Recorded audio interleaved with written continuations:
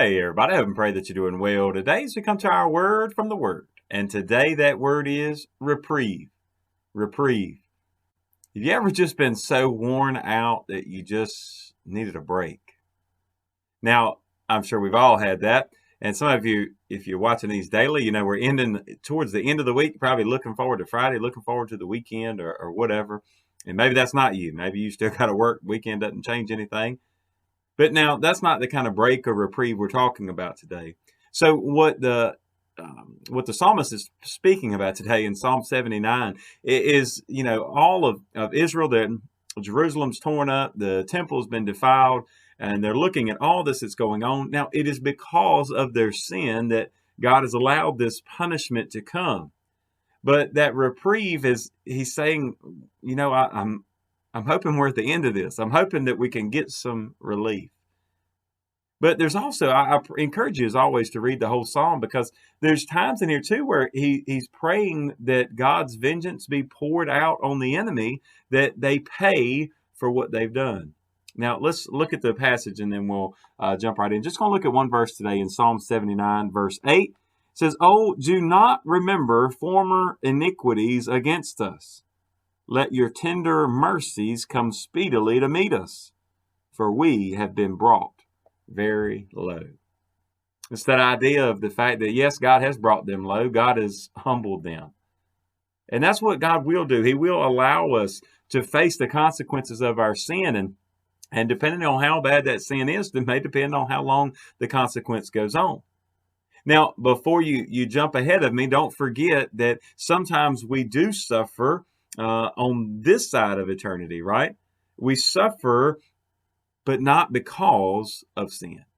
There's times like Job that it's the testing of our faith, right? The proving of our faith. It's working together, perseverance and patience, and God is molding us and making us who he wants us to be.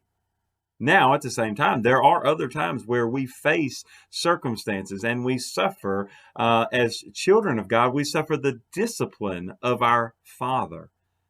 And so here, Israel is experiencing that, and it's at that point where it says, "Okay, can I ask? Excuse me. Can I call on the mercy? Can I ask for the mercy? Let it be according to the tender mercies of God." Now, it's also the fact that he's praying for vengeance against his enemies, but he's also praying for mercy for himself. I think at this point, he says, because we've been brought very low, it's that point where he says, okay, I think I've learned and we've learned our lesson. Now, God, we need to make sure that these people pay for what they've done. But here you say, okay, well, how can I apply this to my life, right? My city and temple hasn't been turned upside down, right, because of sin. But maybe your life has been. Maybe there's something, and maybe it's a public sin. Maybe it's a private sin. Maybe it's something that really the only one that knows about is God, you and God. Maybe some that you don't even know about, that God is trying to get your attention.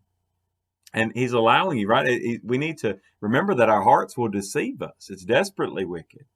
So we ask God to forgive us. And maybe sometimes we just need to spend some time with him and say, God, am I going through this because of sin, or is this something you're trying to show me?